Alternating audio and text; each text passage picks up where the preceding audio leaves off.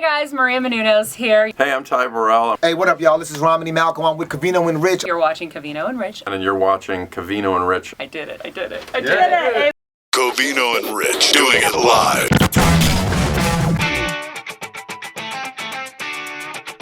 Oh, yeah. People love when this guy stops by. We're joined by Jon Taffer as Covino and Rich. Hey! What's up, Been John? a while, guys. Too long, I think. It has. Let's rock out, man. Thank you guys for hanging. The CNR with Royal Republic. This has like a classic rock feel, even though it's new music. Oh, yeah. It's a throwback party song for sure. This is the kind of song you want, right, John? When you're walking into a bar, feels good, party's going. The style rock and roll never gets old. Right. Exactly. It has a throwback sound. Baby, baby, baby, baby. You know, last time you were here, I was fascinated by a lot of shit you said, but most importantly, the whole layout of a bar, and I look at that every time I walk into an establishment now. The layout of like how to get to the bar, how to get around the tables, sort of eye line of things. The eye line of things. Oh, yeah. I mean, it's amazing. Well, you can drink at home. You just can't meet somebody else at home. Right, That's the whole point of a bar. Of course. Yep. And I think about it all the time, and I see places that have so much potential, and I'm thinking to myself, man, if they only knew Jon Taffer, because you see an empty place that has all the potential, and I'm wondering, there's always something they're probably just doing wrong. You're right. It is. And you know, I was even, when you were playing that song, I was thinking about music. And obviously, the louder the music is, the closer I have to get to you to talk to you. Yes. Right? Yes. So volume of music creates intimacy to some degree. I love that. The lower the lights are, the closer I got to come in to talk to you. Yeah. So, you know, I can create more intimacy, you know, closeness through music and lighting. And it all plays a part. You know what, though? I got to ask you. You made me think of something right off the bat. Jon Taffer here, Bar Rescue, Covino and Rich, talking business. He breaks it down. He knows what he's talking about. He's been doing it for years. You see him on Spike. You hear him on the show. You know, you mentioned that bars, that's where people go to meet people. With social media and everything, that has to play a big effect because there's a lot of younger people that think, well, shit, all I have to do is go to my app and swipe right. Do I have to go to a bar to meet people? Is that affecting the business? You know, it is affecting the business, but it's affecting the business in a different kind of way because people go out to bars and stare at their phones all night rather than each other. And then you have the white light of phones everywhere, and your face doesn't look the best in that white light. I mean, women don't look as good. I mean, it just it fucks up the whole environment. It really does. And when you're trying to create intimacy and lighting and beats per minute and science, and, you know, in a sexy environment, all that shit works against you. That's a big factor. So it affects how many people come to bars.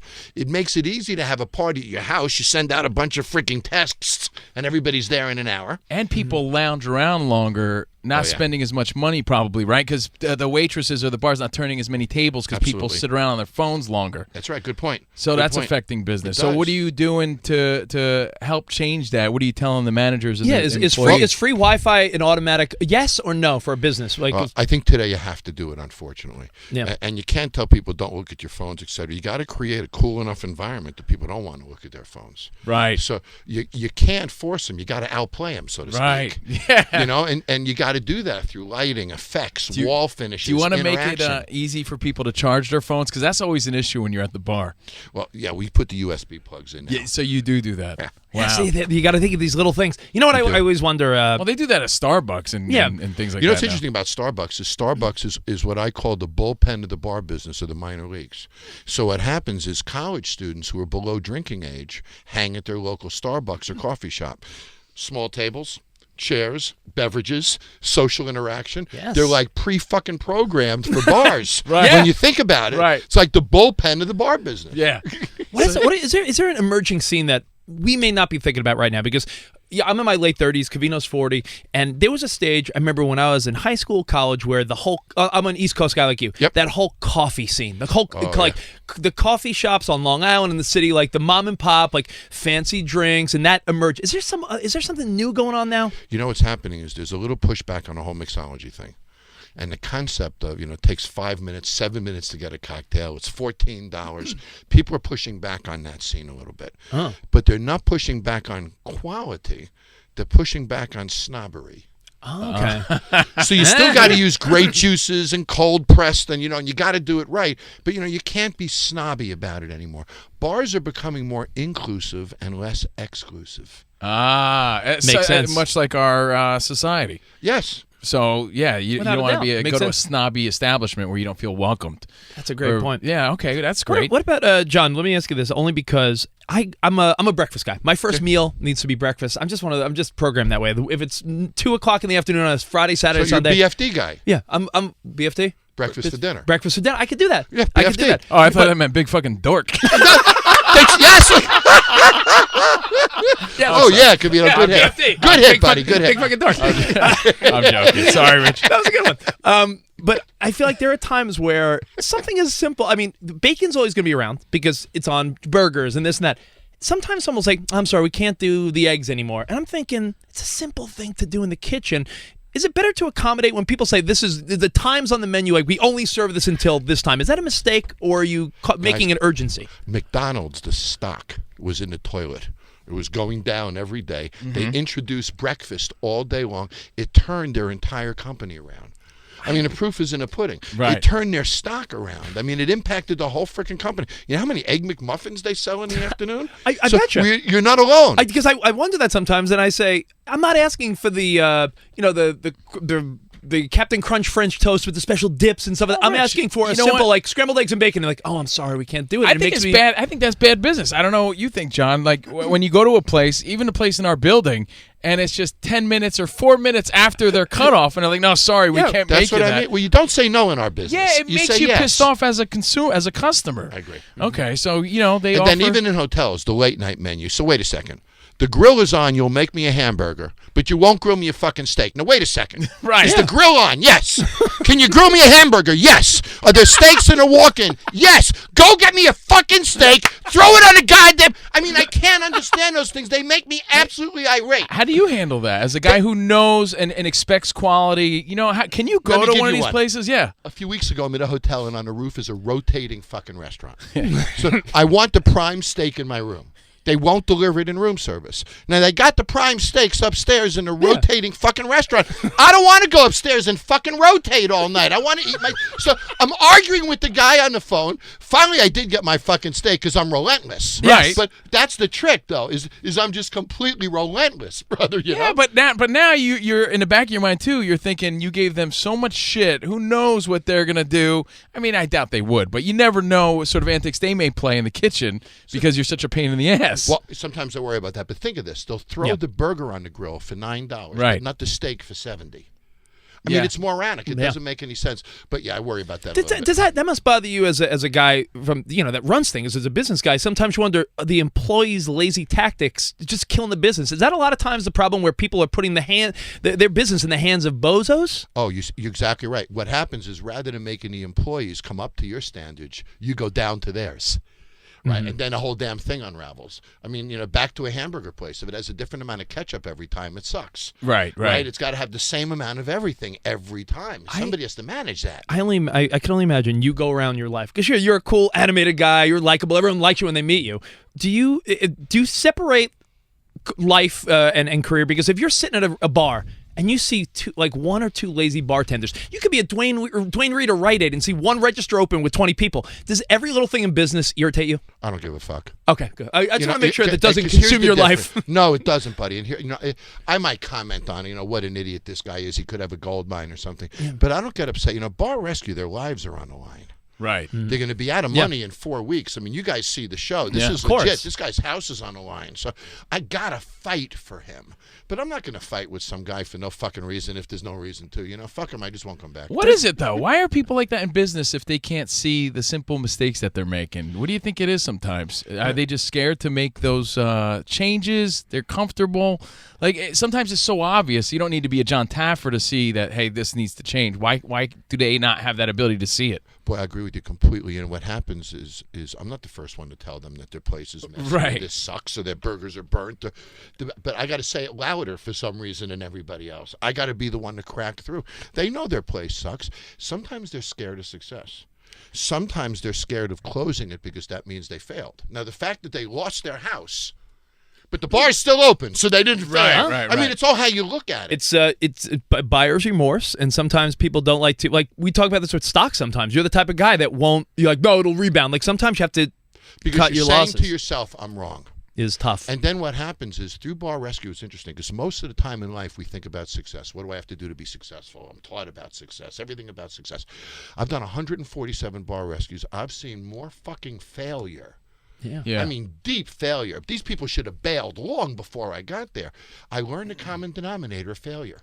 And it's so freaking simple. It's an excuse. So, Covino, if you wake up in the morning and blame your failure on the president or Congress or Greece or the weather or the temp, then you have no reason to change. So you wake up in the morning, look in the mirror and say, that motherfucker's killing me. No accountability. But if you wake up in the morning and look in the mirror and say, I'm failing because of me, then you won't like it and you'll change. My job is to make them believe they're failing because of them. That's the only way I get them to change. Because my head's shiny. That's what he said when he said grease. He looked at your head. Greasy Greece, guy. Greasy guy. I had a guy greasy tell head. me that Greece, the economy in Greece, was why he was failing. I know. In Wow. Orange County, California. Unbelievable.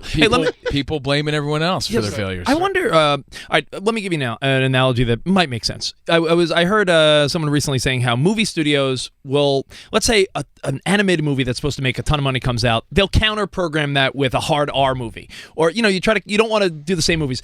If you see a hot spot in town, that's without a doubt always going to be jammed up. Like on Ventura where I live, that Blue Jam Cafe is always a line, always a wait. But there's so many other little breakfast spots that are just not doing much around that area. Is there a good way to counter program, I guess you'd say, and say, all right, there's a place down the block that always has a line. I could sort of reap the benefits? Yes, but you have to duplicate it demographically. So you have to understand who their target audience is and why they're going there. And give an option that fits within their world, not yours. And that's the trick. Okay. So you can't, if it's your idea, you're guessing. If it comes from them, it's not a guess. So that's the way. But I got to tell you guys, the same concept 200 feet down the block can fail. Right, there's right. a lot of factors. Location. What stores are next to it? How close to parking? How quick can you make a left turn? There's so many little details. But you know what's amazing about this business is when you walk into a great bar, you feel it in your gut. Oh, of course. I wanted to ask you that. I'm not sure we talked about this last time. Do you believe that certain places have sort of a curse? Like you've seen the same places open and close over and over again, based on the location or whatever. Do you believe that those places could work, or it's just? I think there's some locations that people just won't fucking go to. That's just it. You can't get in. There's no parking. This and that. And so I think there's a few of those, but most of the time that's not the case. Years ago I was working on a building that had failed 3 times, and we were remodeling it, and it was beige. And when they went to prime the building, they painted it in a pink primer epoxy. This was in Texas. And then it rained the entire fucking month, so the building was pink. And our sales went up 400%. Really? Something as And that simple wasn't as intentional. But what happened was it was the same color as everything else. Yeah. People walked through the front door and said, I've lived here 20 years. I've never seen you before, I've never man. noticed it. Exactly But right. it was pink. People noticed it and went in and checked it The out. silliest little thing can make a huge difference. you know? Yeah. Hey, John, I know that you not only deal with hotels, you deal with restaurants. AMF bowling centers. That's part of what you're doing. What's the bowling experience now compared to when we were kids? Because we recently talked about how it used to be like super bright and smell like cigarettes and shit, and you would keep in score with your little pencil and stuff. And now it's completely different. Is that big? Is that by major design? Obviously, Oh, it is. And I work with AMF, which is a great company. Yep. They've acquired Brunswick and all the other companies. They're like 400 locations now. They have 5 brands: luxury bowling centers, more casual bowling centers. One is Mexican themed. So they're now bowling centers, not bowling alleys. They now have decor packages that make you feel more relevant. Look, in our millennial world, people are driven by relevancy today. Right? I listen to your show because it makes me feel relevant. It makes me feel cool. Right? It makes me feel important. Right. Right? I'm good because of the choices that I make, and you guys are one of them, and I listen to your show. I can say that about restaurants, bars that I go to. So where's the relevancy? And you got to create that relevancy for people to react. Yeah, you go to a bowling alley now. There's TV screens everywhere. They're playing contemporary music. It's like a little scoring. club. Yeah, digital Food scoring. is going up on the screen that looks really good. I mean, the food they had is good. to. Bars are good. If they didn't update it, it would have died. like it would have completely have died. last time we went bowling, like not just like tap beer. It was like a fancy cocktail absolutely. menu. Craft cocktails, craft beers. I think we're at a sangria last time I went It's bowling. interesting though. You had a good time. Didn't you? Great time. That's the thing. Bowling is fun. So if we reconcept it and cause you to come in, you're going to have a good time. So that's what's happening. So AMF is up like 15% a year the last 4 years. So wow. they're doing great. For That's that great. reason. You mentioned the millennials again. I go back to them because not only known for not going out as much and using social media to meet people, but they're also known to not spend as much money. Yeah. So how do you see that affecting the bar scene in the future too, when it's usually guys of our generation and older that are spending more money when they're out and about? I'm not sure I agree with you, and here's why. Well, they're so used to getting almost everything for free. Well, on their parents. Right. Yeah. Well, Okay. I mean, so the average millennial today, based on market research that I've read, doesn't expect to be completely independent until they're 24 years old. Okay. 20 years ago, that was 19 years old. Right. So that's a big freaking difference. Yeah. Millennials will walk past a fast food place to go to a fast casual because it's hip. That is true, and it's yeah. twice the price. Right. Because of relevancy, because they're not hip in the fast. So they'll spend twice the money if it makes them hip and it feeds their relevancy.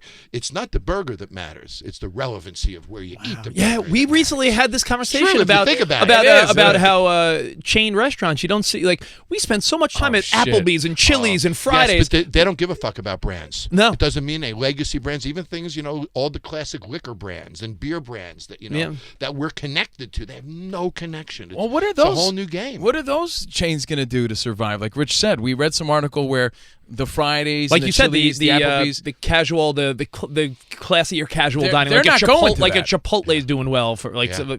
I mean, in all disclosure, some of these companies that you just mentioned are clients of mine. Mm-hmm. So I won't say companies specifically. Right. But there's a real struggle in casual dining now. Yeah. And even companies that were hugely successful, like a Buffalo Wild Wings, is struggling now. And, during the height of the recession, those guys were the only ones that were doing better. And in our industry, we call it comp sales. How did you do this week last year compared to this week this year?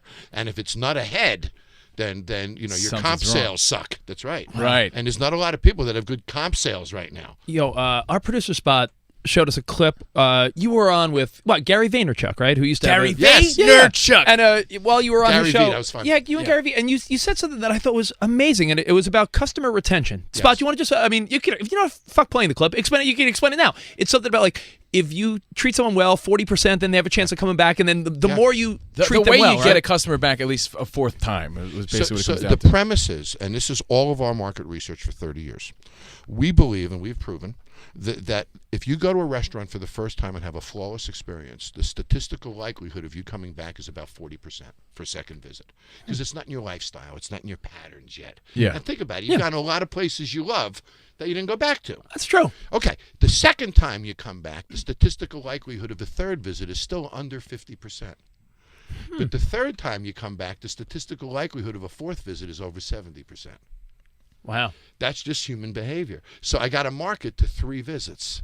So I got to get you in the first time. I got to incentivize you for the second, and I got to incentivize you again for the third.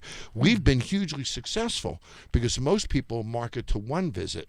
We'll market to 3, and it's a huge freaking difference in results. I think about it sometimes, and I wonder if it's just me because I love the customer service. But sometimes if I have a nice big meal, a couple bottles of wine, drinks, everything, just the gesture of like, this rounds on the house makes a big difference to me. I wonder if everyone else takes that note, And we do it that way. Like, we'll come up to the table and say, "How was your dinner? It's great. Are you stuffed?" "I'm completely stuffed." "Oh man, next time you got to try my cheesecake." And I'll actually write on the back of the business card, "Free piece of cheesecake." So Just to get rather them than back. give it to you today, I'm going to walk up to the table as you're leaving. So I still give it to you, but you're coming back tomorrow. I like that. Jon Taffer's here, host, executive producer, Spike's Bar Rescue is Covino and Rich. You mentioned work ethic, Rich, and I had to ask you about that too. And I don't want to pick on millennials again or even call them out, but how do you keep a younger employee invested in the business when they don't really seem to care, and they don't have a lot of incentive? What's the trick there to keep everyone excited about the workplace? It's really it's a deep question. Yeah. And you know what happens is they feel so good on social media that the way they feel at work becomes secondary. You get immediate gratification when you post something and you get all these likes and all these comments. It feels great right away. But you got to work all freaking day long, and your boss might not say good job for weeks. So they want the instant gratification, not the long-term gratification. They've been programmed for this. So it worries me because it's a real shift in society. Absolutely. You know, it's actually such a shift that when you see good customer service, Rich, you're like, oh, wow. It's absolutely really special. It stands out. It's like, wow, this is great. I've noticed Houston's does a great job. Yeah, they do. You know, so one of the things is obviously you can't. There's no such thing as training. There's only teaching. Right. Either you look in my eyes and you smile and stuff, or you don't. I can't teach you that. So the first thing we got to know is you got to hire the right people. You got to train them. You can't let them anywhere near their phones while they're working. Because that instant gratification, they can't resist it, man. The average millennial looks at their phone about 260 times a day now. Oh yeah, is that a controlled thing at a bar and restaurant nowadays? Like kids can't take their phone out at school and things like that? Well, you know, the fact of the matter is, before cell phones, were you allowed to get phone calls at work when you guys were young? No. So, I mean, come on. Exactly. Funny, it must interfere with the work, with work all the time. Yeah, hold on a second. I got a phone call. Right. Well, your show airs on Spike Sundays at 10 o'clock. I'm sorry, we got to break it in a second. The next episode is July 16th. Yep. You pick it back up. The #1 hit show from Spike, Bar Rescue. Yeah, John, we love you, man. At Jon I love Taffer. you too, guys. It's great. Let's do Always it a again pleasure to soon. say. We got to see you soon. All right, more Covino and Rich. And you know what we got to do? We got to come on your show one time as you know as what? undercover. Let's do a recon together. Promise. Okay, We'll let's do it. do it. We'll do it. Let's do it. We do it because I'm a big fan. All right, listen. We got more Covino and Rich coming up right here on Faction Talk.